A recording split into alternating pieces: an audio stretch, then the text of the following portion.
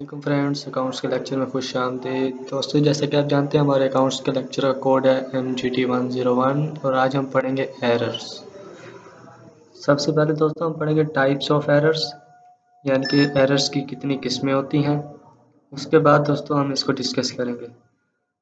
यहाँ पे दोस्तों मैंने लिखा है while performing functions of financial accounting in example classifying, recording, posting and reporting the cloud there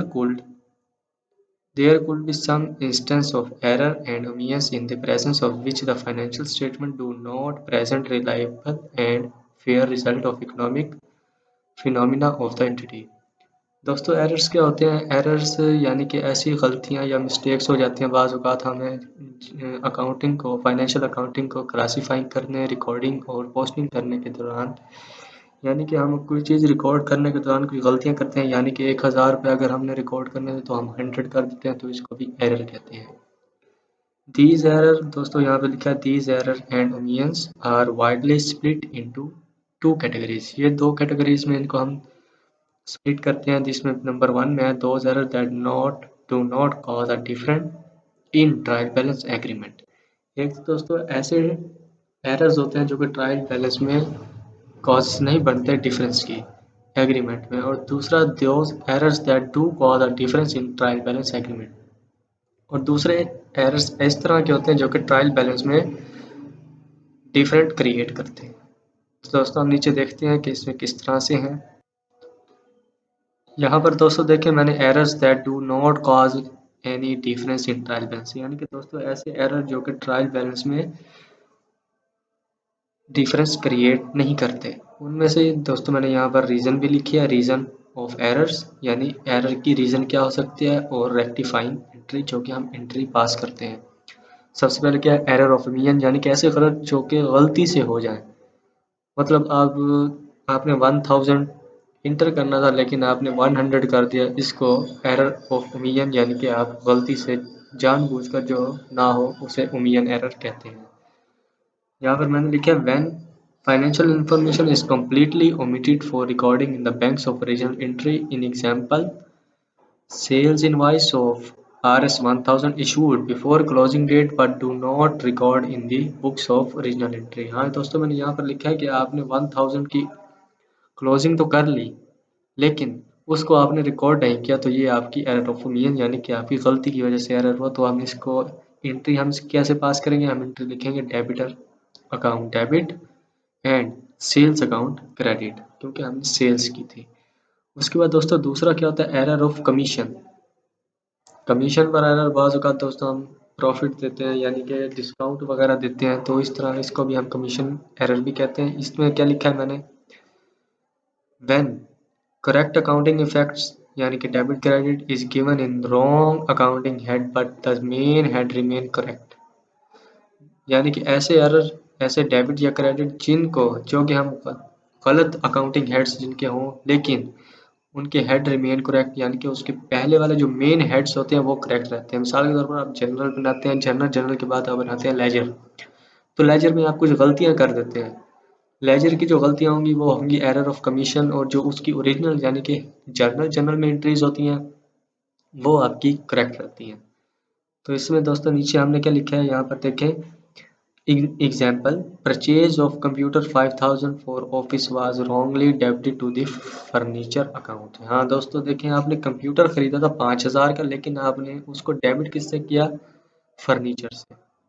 यहाँ पर दोस्तों देखें आपने गलती क्या की, यहाँ पर गलती ये थी कि आपने परचेज की है कंप्यूटर, यानी कि आपने कंप्यूटर परचेज किया था लेकिन आपने उसको फर्नीचर के तौर पर मेंशन किया। तो इसकी हम एंट्री क्या पास करते हैं, कंप्यूटर अकाउंट डेबिट और फर्नीचर अकाउंट क्रेडिट, यानी कि हमने कंप्यूटर खरीदा है लेकिन फर्नीचर हम इसलिए क्रेडिट करते हैं क्योंकि हमने गलती से उसको डेबिट कर दिया था। उसके बाद दोस्तों तीसरी क्या होती है error of principle. Principle error भी होते हैं, यानी कि हमारे सरमाया जो होता है हमारा प्रिंसिपल, उसमें क्या है when correct accounting effect debit credit is given in the wrong accounting head as well as the wrong main head. मिसाल के तौर पर इसमें दोस्तों क्या होता है, इसमें ऐसे अकाउंटिंग होते हैं जिसमें यानी कि आपके डेबिट क्रेडिट जो अकाउंटिंग हेड है वो मेन भी आपके अकाउंटिंग हेड गलत है और जो आपने रिकॉर्ड किए हैं वो भी गलत है। तो हम इसमें क्या करते हैं दोस्तों, इन एग्जांपल में मैंने यहाँ पर क्या दिया, purchase of computer 5000 for office was wrongly debited to the stationery account. Both accounts belong to different main heads, like computer belong to assets and stationery belong to expense. यहाँ पर दोस्तों डिफरेंस क्या था? डिफरेंस ये था कि आपने 5000 के कंप्यूटर तो परचेज किए लेकिन आपने उसको स्टेशनरी अकाउंट से डेबिट किया है। अब यहाँ पर both accounts belong to the different main heads, यानी कि इन दोनों के डिफरेंट हेड्स हैं और जो कंप्यूटर है वो हमारे हैं एसेट्स। दोस्तों जैसा कि आप जानते हैं अगर आप कोई चीज़ खरीदते हैं तो वो आपकी एसेट्स होती है, यानी कि कंप्यूटर आपने खरीदा तो वो आपकी एसेट्स है, इसलिए ये एक हेड है। और उसके बाद जब आपने रिकॉर्ड किया, आपने इसे रिकॉर्ड किया स्टेशनरी में, और स्टेशनरी के जो आप खर्चे करते हैं वो होते हैं एक्सपेंसेस। इनकी हम एंट्री किस तरह पास करते हैं, computer account debit and stationery account credit. उसके बाद दोस्तों यहाँ पर देखें नंबर 4 में एरर ऑफ ओरिजिनल एंट्री, यानी ऐसी गलतियाँ जो कि ऐसे एरर जो कि ओरिजिनल एंट्री में ही हो जाते हैं, जिसमें क्या होता है, when correct accounting entry is record in the books of account but the amount in both accounting effect debit credit is wrong although the amount is same. हाँ दोस्तों यहाँ पर क्या था कि आपने करेक्ट एंट्री तो इस रिकॉर्ड की बुक्स ऑफ अकाउंट्स में, लेकिन क्या है भाई, इसमें आपने अकाउंटिंग करेक्ट में अकाउंटिंग एंट्री जो आपने रिकॉर्ड किया वो करेक्ट है, लेकिन आपने जो इसकी अमाउंट की है, अमाउंट जो कि आपने दोनों अकाउंट डेबिट और क्रेडिट में लिखी है वो गलत है। द अमाउंट इज सेम, यानी कि सेम थी, मतलब debtor to be written off for 250 as bad debtor were record in the correct account but the amount was posted in both account was 520। दोस्तों जैसा मैंने आपको कहा था कि आपने 1000 की चीज़ लिया लेकिन आपने रिकॉर्ड 100 किया। इसी तरह एरर ऑफ ओरिजिनल एंट्री में ये होता है कि आपने 250 की एंट्री की थी, 250 की चीज़ खरीदी है लेकिन आपने उसको 520 रुपए से रिकॉर्ड किया। तो इसकी दोस्तों हम एंट्री कैसे पास करेंगे, इसकी हम एंट्री करेंगे debtor account debit and bad debtor account credit 270। क्यों? causes a difference of 270 in both sides, it also known as transposition errors। दोस्तों आप सोच रहे होंगे हमने 270 यहाँ पर क्यों लिखा। 270 हमने इसलिए लिखा है क्योंकि 250 तो हमारी ओरिजिनल थी और 520 हमने रिकॉर्ड कर दी, लेकिन हमने रिकॉर्ड करनी थी 250, तो इसलिए हम 520 में से 250 लेस करेंगे तो बाकी हमारे पास बचेगा 270, इसलिए हमने डेटर अकाउंट को 270 से डेबिट और बैड डेटर अकाउंट को 270 से क्रेडिट किया। उसके बाद दोस्तों क्या है, कंपनसेटिंग एरर। हाँ दोस्तों कंपनसेटिंग एरर ये भी एक किस्म के एरर्स है। इसमें क्या था, when the sum of more than one error cancels the accounting effect of each other, यानी कि जो आपकी इफेक्ट्स को ख़त्म कर दे ऐसे एरर, जो कि sales were less credit with the 260 and the same time opening balance of capital account was brought forward with an amount that is 200 and more than the correct amount. The rent expense owing of 60 was also credit rent payable account but was not debited to the rent expense। इसमें दोस्तों क्या था, इसमें दोस्तों ये था कि आपने 260 की सेल्स की है, 260 रुपए की सेल किया, लेकिन आपके पास अमाउंट थी 200, जो आपके पास सरमाया था वो 200 रुपए का था। उसके बाद आपने जो ओइंग जो आपने लिया था किसी से, ओइंग मतलब आपने कमाया या किसी से लिया, तो वो था 60 रुपीज़ फालतू credit to rent payable account, जो कि रेंट पेएबल अकाउंट में आपके क्रेडिट होने थे, लेकिन वो गलती से डेबिट हुए टू द रेंट एक्सपेंस में, जो कि रेंट एक्सपेंस में। तो इसकी हम एंट्री किस तरह करते हैं, कैपिटल अकाउंट जो हमारा 200, यानी कि हमने क्या, हमारा कैपिटल था 200 का, उसको हमने किया डेबिट। उसके बाद रेंट एक्सपेंस 60 रुपीज़ के रेंट हमारे थे, वो भी हमने डेबिट किया, उसके साथ हमने सेल्स अकाउंट को क्रेडिट किया 260 से।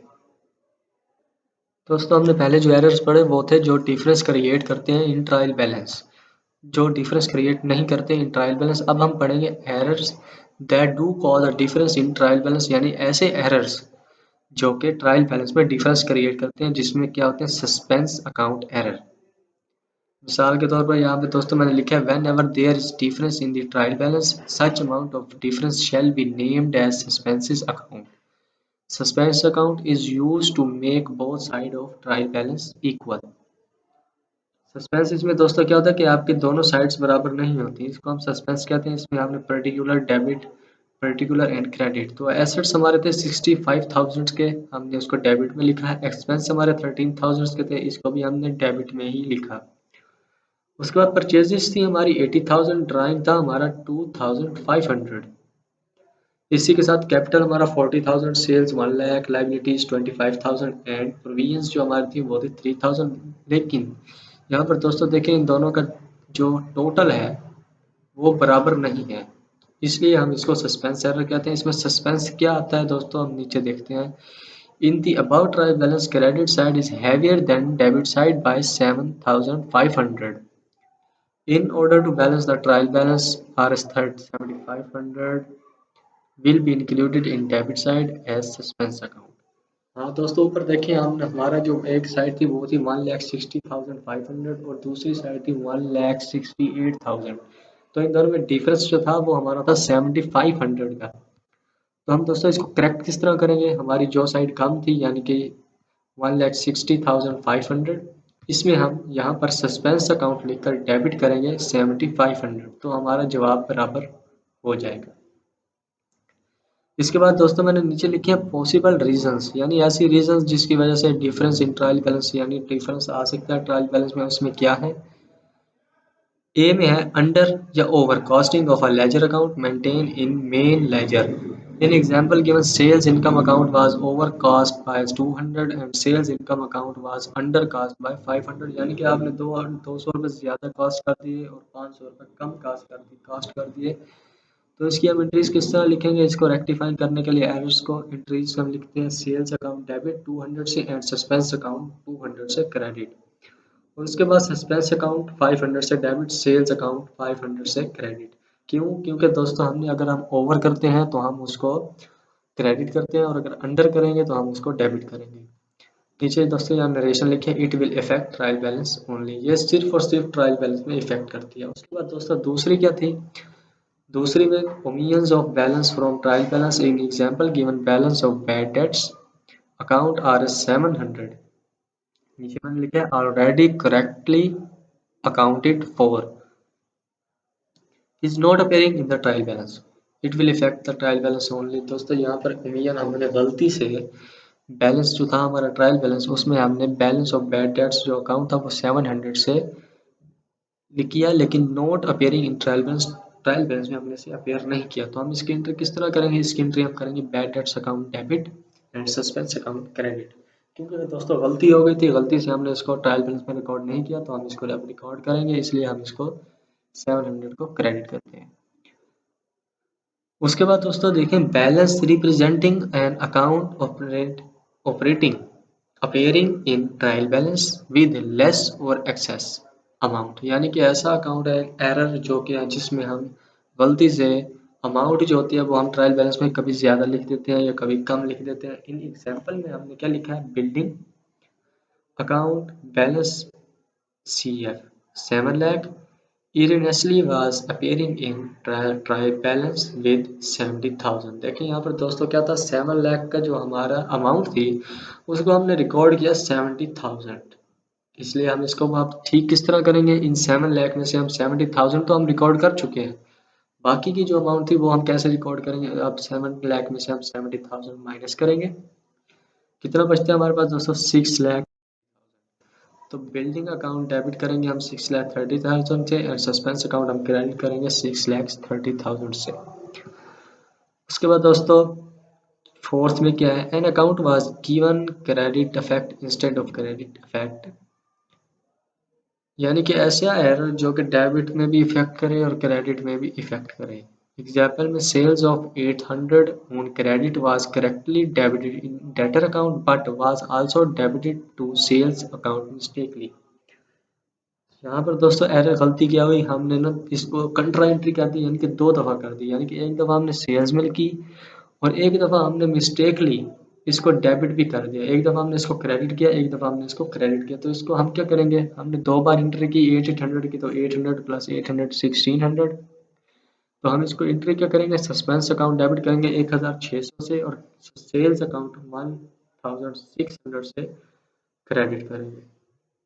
इसके बाद दोस्तों क्या है, लेटर यानी कि 5 में है a ledger account was given credit effect instead of debit effect. दोस्तों ऊपर क्या था, ऊपर हमने किस तरह से किया था कि हमने डेबिट भी कर दिया था और क्रेडिट भी कर दिया था। यहाँ पर हम क्रेडिट इफेक्ट इंस्टेड करते हैं ऑफ डेबिट इफेक्ट, यानी कि हमने क्रेडिट करना था लेकिन हमने डेबिट कर दिया, तो इसका हम क्या करेंगे, in example sales of 800 on credit was correctly credit in sales account but was also credit in debtor account mistakenly. यहाँ पर हमने दोस्तों क्या किया, हमने 800 से क्रेडिट तो किया लेकिन हमने गलती से इसको दोबारा डेबिट कर दिया, किससे, क्रेडिटर अकाउंट में। अब हम इसकी एंट्री किस तरह, इसको भी दोस्तों वैसे ही 800 plus 800 1600 debtor account debit and suspense account credit. उसके बाद दोस्तों 5 में सिंगल अकाउंटिंग इफेक्ट क्या है, इसमें दोस्तों सिंगल इफेक्ट होता है अकाउंटिंग। इसमें क्या होता है, एदर डेबिट और क्रेडिट वाज रिकॉर्डेड या posted in the books of account in example sales of 800 on credit was posted in sales account only. इसमें गलती दोस्तों हमारी क्या थी, इसमें गलती ये थी कि हमने इसको सिर्फ और सिर्फ बुक्स ऑफ अकाउंट में सेल्स को क्रेडिट पोस्ट किया, डेबिट नहीं किया। तो इसको हम किस तरह करेंगे, डेटर अकाउंट को हम 800 से डेबिट करेंगे और सस्पेंस अकाउंट को हम 800 से क्रेडिट करेंगे। इसके बाद दोस्तों हम क्या करेंगे, इसके बाद है 6 पॉइंट में one of the accounting effect was recorded with wrong amount, यानी कि एक ऐसा इफेक्ट जो कि हमने रॉन्ग रिकॉर्ड किया, गलत रिकॉर्ड किया, उसको हम क्या लिखते हैं, in example sales of 800 on credit was correctly credited in sales but was wrongly debited to debtor account with 80 only। दोस्तों इसमें हमने गलती ये की, हमने 800 रुपये डेबिट क्रेडिट तो कर दिए लेकिन हमने 80 रुपये से उसको डेबिट किया, क्रेडिट नहीं किया। तो इसकी एंट्री हम किस तरह पास करेंगे, डेटर अकाउंट 720 से डेबिट एंड सस्पेंस अकाउंट 720 से क्रेडिट।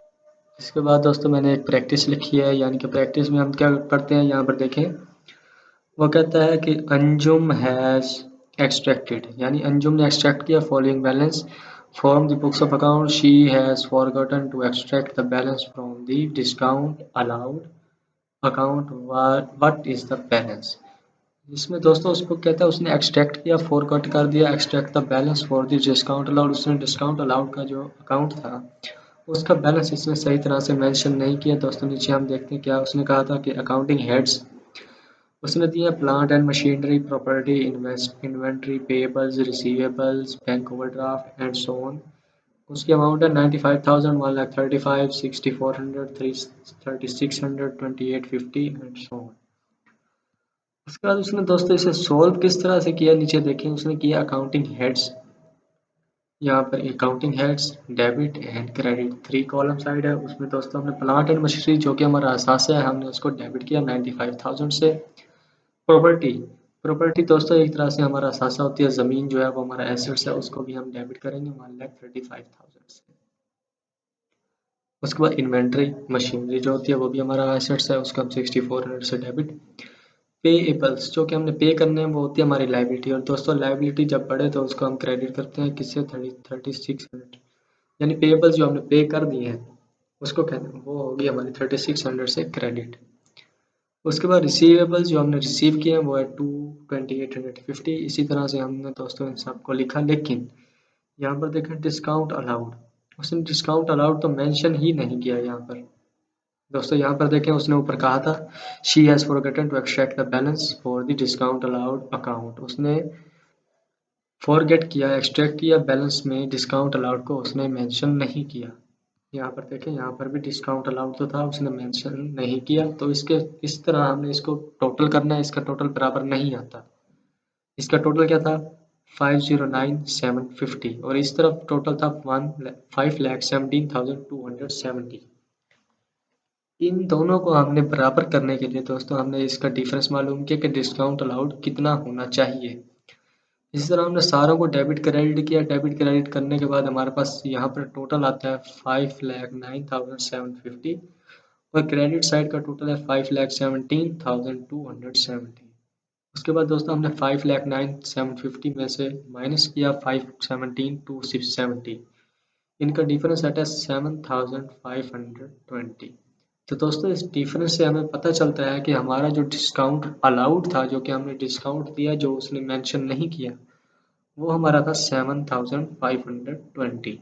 तो हम इसको डिफरेंस इन ट्रायल बैलेंस में डेबिट करेंगे 7,520 से। तो दोस्तों इन दोनों का जवाब सेम हो जाएगा। इसी इसी के साथ दोस्तों हमारे आज के अकाउंटिंग लेक्चर का टाइम ख़त्म हुआ। इंशाल्लाह नेक्स्ट लेक्चर में मुलाकात होगी। अपना ख्याल रखिएगा। अल्लाह हाफिज़।